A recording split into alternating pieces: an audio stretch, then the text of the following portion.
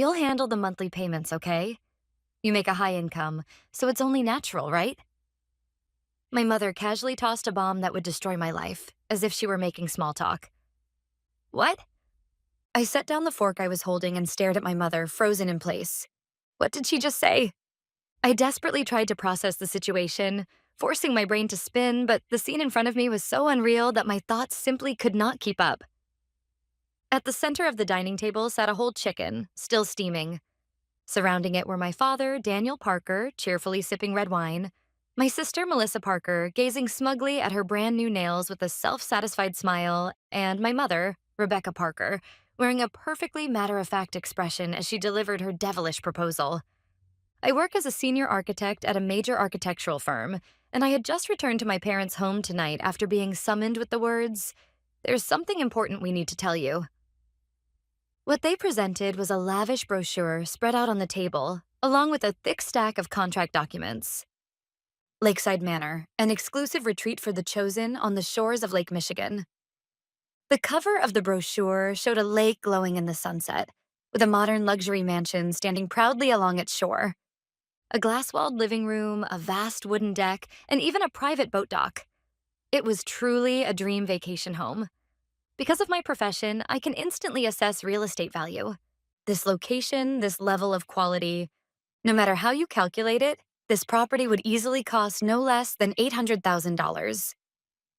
Mom, wait a second.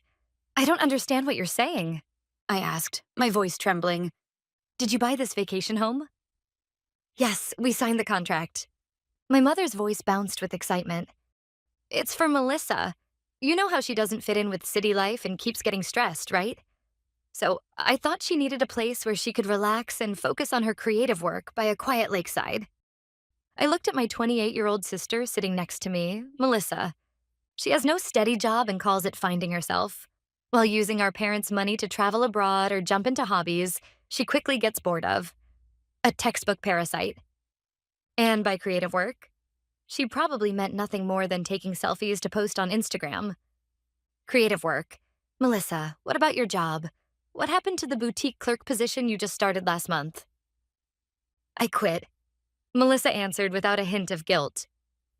The manager was annoying, and standing all day makes my legs swell. Besides, I need a more creative environment. I feel like my talent will finally blossom at this vacation home. So you bought this, Dad, Mom? What about the down payment? Did the loan even get approved? My father slowly set down his wineglass and began to speak in a heavy voice. That's where you come in, Sophie.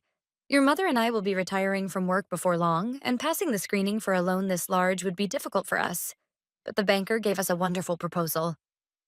My father slid the documents that had been tucked beneath the brochure across the table toward me. They were a joint guarantor consent form for a home mortgage and an authorization for automatic monthly withdrawals. The names on the property will be mine, your mother's, and Melissa's, but the proof of actual repayment ability and the monthly payments themselves will be your responsibility. What? I shot to my feet without thinking. Don't be ridiculous. Why do I have to pay for Melissa's vacation home? I'm not even going to live there. That was when my mother said it, just like that. You earn a good living, don't you? We're family, so of course it's natural. The anger went beyond rage, and I felt dizzy. How much studying do you think I did to become an architect, and how much overtime I worked to build my career? That salary is compensation for my labor. It's not there to fund Melissa's playground. Sophie, how dare you talk like that? My father slammed his hand on the table and shouted, What do you mean, a playground? This is an investment in your sister's future. You're the older sister, aren't you? Your sister is struggling, and yet you live elegantly in a city apartment, sitting on money, and you won't even help her. Struggling? Melissa isn't struggling at all. She just wants a more luxurious life. That's awful. Melissa let out a fake sobbing sound and covered her face. You've always been like this. Whenever I try to be happy, you immediately get in the way. You look down on me just because I'm sensitive, don't you? That's right, Sophie. You're the older sister, so you have a duty to protect your younger sister. My mother pressed on relentlessly. And besides, you have plenty of savings, don't you? I heard you were promoted recently. It's only $2,500 a month. That's nothing for you, is it? $2,500 a month? For 30 years? Do they have any idea how much that adds up to in total? And they expect me to gift that to them? I refuse. I said it coldly. I will never pay, not a single cent. I won't sign that contract, and I'm not giving you my bank account number. Sophie, that's enough. When I went to college, you said you didn't have the money and refused to pay a single cent of my tuition. I graduated by nearly killing myself with scholarships and part-time jobs. And during that same time, you bought Melissa a brand new car. Years of resentment came pouring out. I am not your ATM. Melissa, if you want a vacation home that badly, then get a job and pay for it yourself. I grabbed my bag and started walking toward the front door. Wait, we're not finished talking yet. My mother chased after me, screaming shrilly. You ungrateful child. You can't even listen to your parents' request. Of course I can't listen to something this unreasonable. I shouted back while slipping on my shoes. If you use my name without permission, I won't let it slide. Don't ever call me over for something like this again. If you walk out that door, don't think of us as your family anymore. With my father's curses ringing in my ears, I slammed the door of my parents' house shut. The moment I got into my car and stepped on the accelerator, tears spilled over. Tears of frustration and of humiliation. Had my family really rotted this far? As I drove down the highway at night, I made a vow to myself. I will never return to that house again. I will protect my own life. This is the end. I will cut ties completely, once and for all. But at that time, I was still naive. I underestimated their twisted obsession with so-called family bonds and their greed for money. They were not the kind of people who would give up just because I said no. 3 weeks later, when I returned home from work, a thick envelope was sitting in the mailbox of my apartment. The sender was the local district court. The moment I held the envelope marked certified mail and special delivery, a bad feeling made my fingertips tremble. When I opened it, what came out was a lawsuit. Plaintiff, Daniel Parker, Rebecca Parker. Defendant, Sophie Parker.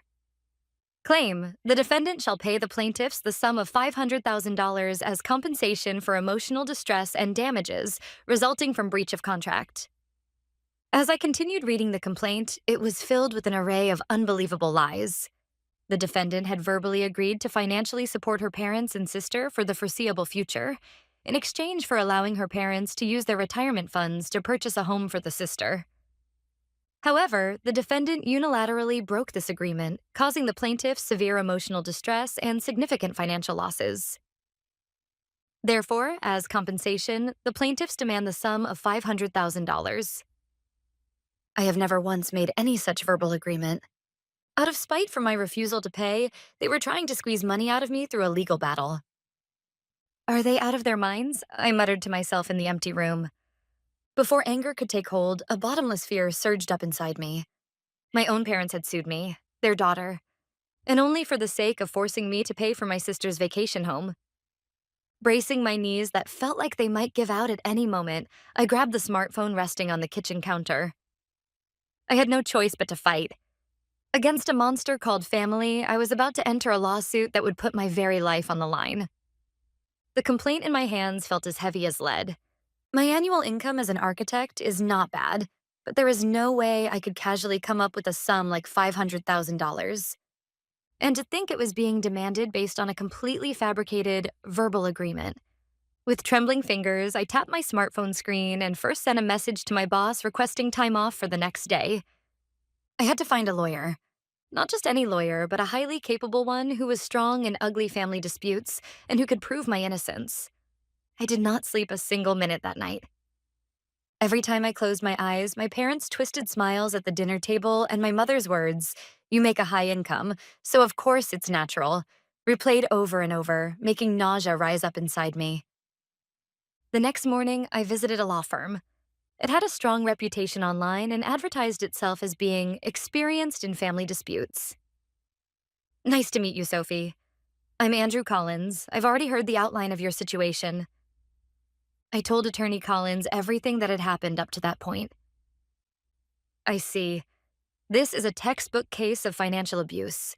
And as for this so-called verbal agreement mentioned in the complaint, proving its existence legally would be extremely difficult for the plaintiffs. Then we can win, right? When I leaned forward, he slowly shook his head with caution. Just because there is no evidence does not automatically mean we will win. In family related cases, especially civil claims for damages, the judge's personal impressions carry significant weight. If we end up before a judge who places strong moral value on family helping one another, things could become complicated. That can't be. However, we do have a way to fight. First, we must demonstrate that no such contract ever existed, and at the same time build an objective case showing just how unreasonable and unjust their demands are. Andrew Collins's calm and methodical analysis eased my heart, if only slightly. I formally retained him and began preparing for the battle in court. But reality unfolded exactly as Andrew had feared. Several weeks later, the day of the first hearing arrived. In the plaintiff's seat sat my parents and Melissa. The moment they saw me, they openly cast looks of contempt in my direction. My mother dabbed at her eyes theatrically with a handkerchief. My father glared at me with open hostility. And Melissa, dressed in a black dress, was playing the role of a tragic heroine. How shameless. My stomach twisted painfully with anger. Court is now in session. As the clerk's voice rang out, the judge entered from the door at the back of the courtroom. The instant I saw him, I heard Andrew, seated beside me, click his tongue quietly. This is bad. What's wrong? It's Judge Nathan. He's extremely conservative and famous for valuing family bonds above all else. For the plaintiffs, he's the best possible judge. For us, he's the worst. Judge Nathan took his seat on the bench, glanced down at the documents before him, and peered at us over his glasses. Plaintiffs Daniel Parker et al. Defendant Sophie Parker. Parent and child, is it? Truly regrettable. From the very beginning, he made no attempt to hide his bias. Counsel for the plaintiffs, your opening statement. The lawyer hired by my parents stood up and began speaking with exaggerated gestures. Your Honor, my clients, the Parker couple, have loved and nurtured their daughter, the defendant Sophie, with devotion and care. The fact that the defendant was able to succeed as an architect is due entirely to the selfless support of her parents. Every word of it was a lie. The defendant promised to repay that debt of gratitude by supporting her sister Melissa's home purchase. This was a sacred promise between family members. And yet, at the very last moment, the defendant broke it, driving her elderly parents and her emotionally fragile sister to the brink of despair. In the plaintiff's seats, my mother and Melissa began to cry out loud. Judge Nathan watched them with sympathetic eyes and then turned his gaze toward me. His eyes were cold, as if he were looking at a criminal. Defendant Sophie Parker, how do you respond to the statement you just heard? Andrew Collins stood up and calmly rebutted the claim. Your Honor, every assertion made by the plaintiffs is completely unfounded. The defendant has never made such a promise. And furthermore, the so-called support the plaintiffs are demanding is so excessive that it would ruin the defendant's own life. Excessive? Judge Nathan scoffed. According to the documents, the defendant's annual income far exceeds the average for her age group. She is single and has no dependents. On the other hand, her sister Melissa has been unable to secure steady employment and is struggling financially. The judge leaned forward from the bench and addressed me directly. Sophie, before legal arguments, I want to ask you this as a human being. Do you have no sense of compassion? Excuse me? Blood is thicker than water, as the saying goes. When someone with financial means helps a struggling family member, that is a moral obligation that comes even before any legal duty. And yet you refuse to pay simply because there is no written contract. Do you not feel ashamed? A murmur rippled through the courtroom. I could not believe my ears. The judge was lecturing me unilaterally based not on law but on morality. But, Your Honor, I found myself shouting despite everything. I earn my living through my own hard work. My sister is struggling because she refuses to work. Why must my effort be exploited to pay for her laziness? Order. The sound of the gavel echoed through the courtroom. Defendant, you were not granted permission to speak. Is it not precisely this selfish attitude that caused this lawsuit in the first place? Judge Nathan's face was flushed red. By the next session, I strongly recommend that you consider a settlement. Discuss this within your family and resolve it amicably. Otherwise, the judgment may be a harsh one. It was, in effect, a threat. Court is adjourned. We were practically driven out of the courtroom. Once in the hallway, my parents and Melissa, who had been waiting, approached us. You heard him, Sophie? My mother smiled smugly. The judge said it himself, didn't he? Stop being stubborn and just pay up already. If you do that, we'll withdraw the lawsuit. I can't wait to live in my vacation home. Melissa piled on in an innocent-sounding voice. Don't be ridiculous. I shot back in a trembling voice, but there was no strength behind it. Having been denied even by a judge, a representative of public authority, I felt completely isolated and alone. Let's go, Sophie. Andrew took hold of my arm and pulled me away from them. When we stepped outside the courthouse, a cold wind whipped against us. Mr. Collins, am I going to lose? Do I really have to hand over all my savings like the judge says and spend the rest of my life as my sister's slave? Tears spilled out uncontrollably. He said nothing and quietly handed me a handkerchief. Then, with the sharpest look I had ever seen on his face, he turned back toward the courthouse building. No, you won't lose. In fact, the judge's attitude today lit a fire under me. He pulled a notebook from his inner pocket. Sophie, could you show me the property materials for that vacation home one more time? There was something that felt off in the documents the plaintiff submitted in court. Something off? Yes, for a property priced at $800,000, the status of the mortgage liens was unnatural. And Melissa's attitude? That wasn't just the face of a spoiled child. I sensed impatience, like she was hiding something. He grinned. Let's dig into this thoroughly. The pitch-black truth hidden behind this thing they call family love. At those words, a tiny flame of hope that had almost gone out deep inside me flickered back to life. That's right. This was no time to cry. If they were going to attack me with morality, then I would fight back with the weapon of facts. From that day on, we began a thorough investigation of their assets. That was how we prepared for our counterattack. And then came the day of the second hearing. My parents were as confident as ever, smirking at me. Melissa even had a new designer handbag resting on her lap as she fiddled with her smartphone. Sophie, there's still time. Before the session began, my father called out to me.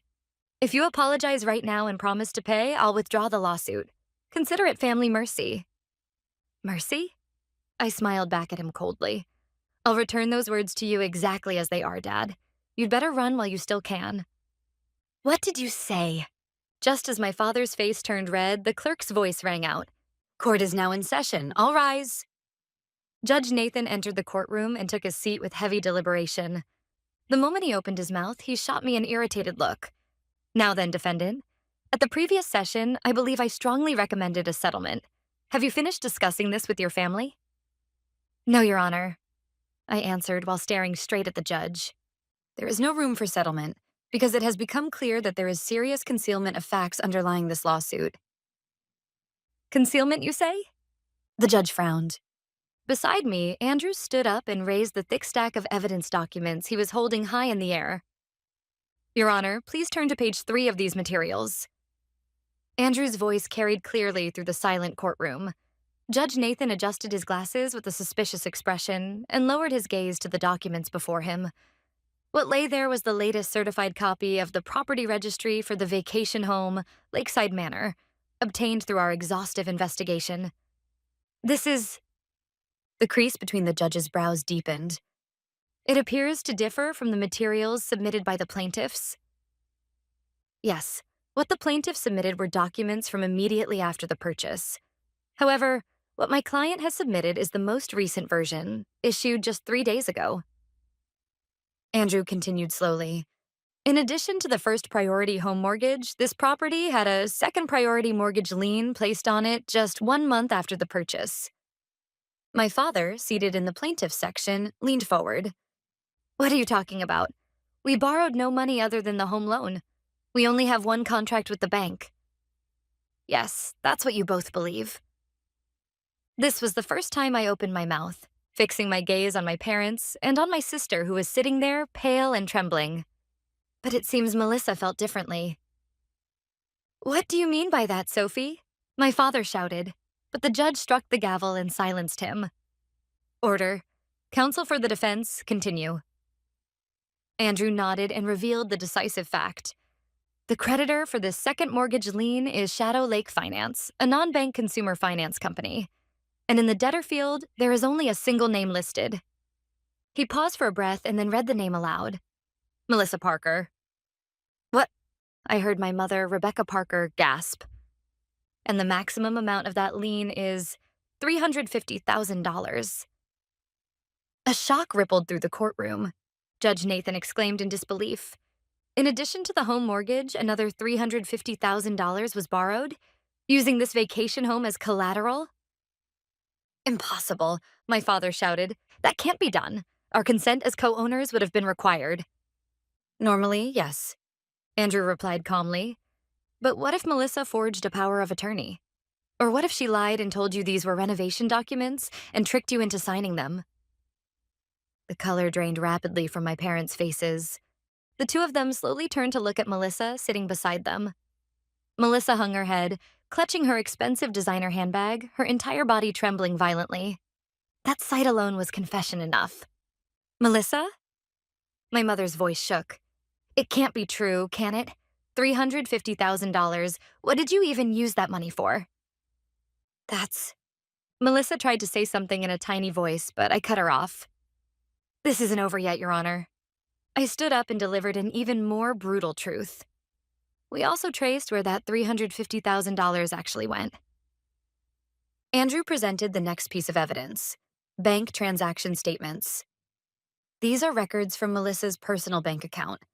Over the past several months, thousands of dollars were being transferred almost daily, and on some days, tens of thousands at a time.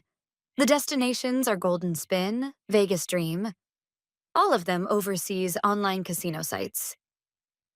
Judge Nathan stood there, utterly stunned. That's not all. In an attempt to recover her losses, she piled on even more debt from multiple consumer finance companies and even illegal loan sharks. Based on what we were able to confirm, the total exceeds $200,000. This was the true face of my sister, the so-called delicate artist. $550,000. My father collapsed back into his chair. It's a lie. Tell me it's a lie, Melissa. No, Dad. Melissa finally lifted her head and screamed through tears. It's an investment. This is an investment. If I win at the casino, I can pay it all back double right away. I'm so close, just a little more luck and everything will be wiped clean. Those words became the decisive blow that revealed to everyone in the courtroom that she was a severe gambling addict. Silence. The judge's furious voice echoed through the courtroom. So this is what it comes down to. The plaintiffs either did not know or deliberately concealed the facts of their daughter's gambling debts and the unauthorized mortgage liens, and then demanded that the defendant, the older sister, take responsibility for the home loan payments? Seizing the moment, I turned the judge's earlier words about moral obligation back on him. Your Honor, at the previous session, you told me that helping one's family is a moral obligation, didn't you? The judge averted his eyes awkwardly. But please look at the reality before us. This vacation home is already tied to more than $550,000 in hidden debt. If I had done exactly as my parents demanded and signed the mortgage contract as a joint guarantor, what do you think would have happened? I pointed toward the judge and then toward my parents. It is only a matter of time before Melissa goes bankrupt. When that happens, the creditors will seize the vacation home and put it up for auction. The property will pass into someone else's hands, while only the debt remains. And as a joint guarantor, I would be left with the obligation to repay the entire mortgage in a lump sum, and potentially even be held responsible for my sister's debts as well. I stepped forward. Your Honor, let me ask you plainly. To destroy my life in order to fill the bottomless pit of debt created by a gambling-addicted sister. Is that what the law defines as a family duty? Where exactly is the selfishness in my actions, and where is the filial impiety you accused me of? In response to my words, the courtroom fell completely silent. No one could offer a rebuttal. Judge Nathan's face was flushed deep red. It was not from anger, but from shame. He realized that he had almost been made an accomplice to an outrageous fraud. Counsel for the plaintiffs. The judge's voice was low and terrifying, scraping along the ground. The lawyer hired by my parents stood up, sweating profusely. Yes. Were you aware of these facts? I had no idea. This is the first I've heard of it. If I had known, I would never have accepted a case like this. The lawyer immediately turned on my parents and Melissa. I am the one who was deceived, Your Honor. The plaintiffs concealed critical facts. Don't you dare. This time, my father lunged toward the lawyer. You said we would win. You said that if we paid money, we could save our daughter. Stop it, Dad, Melissa screamed in tears. This isn't my fault, it's Sophie's fault. If she had just paid the money from the beginning, I could have gambled more at the casino and won everything back. Are you still saying things like that? My mother slapped Melissa hard across the face. A sharp, dry sound echoed through the courtroom. Because of you. Because of you. We're ruined. The courtroom descended into complete chaos. Order, order. When the uproar finally subsided, Judge Nathan let out a deep sigh and turned toward me. There was no longer any hostility in his eyes, only deep remorse. Miss Sophie Parker, the judge spoke quietly. I hereby retract my previous remarks and offer my sincere apology. You were right. This is not family helping one another. It is blatant exploitation and a fraudulent act. The judge turned toward the plaintiff's seats and delivered his ruling in a voice like ice. This lawsuit is hereby dismissed. The plaintiff's claims lack any legal basis and are deemed to constitute an abuse of the judicial system. Furthermore, the plaintiffs are ordered to bear the full amount of the defendant's litigation costs and attorney's fees. Then he added one final statement. Miss Melissa Parker and her parents, the place you should be facing is not this courtroom. It is bankruptcy court and a place of repentance for your own past actions. Court is adjourned. The sound of the gavel rang out and my complete victory was sealed. The lawsuit was dismissed immediately. The ruling was swift and merciless. The claims brought by my parents and my sister, the plaintiffs, were rejected in their entirety, and instead they were ordered to bear the full cost of the litigation.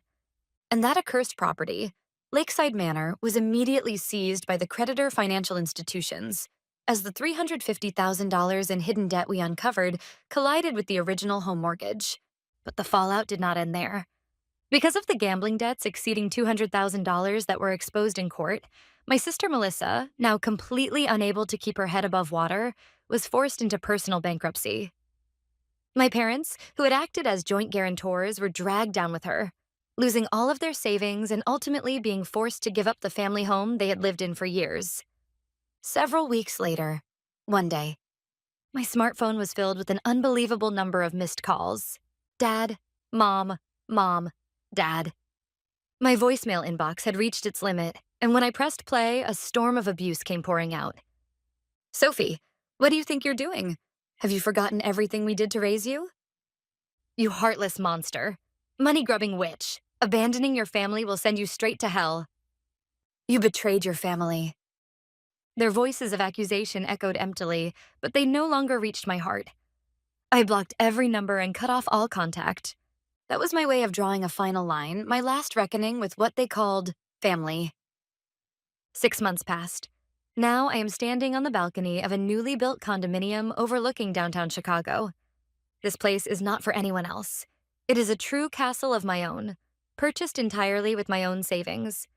Here, there is no exploitation, no unreasonable demands, and no lies.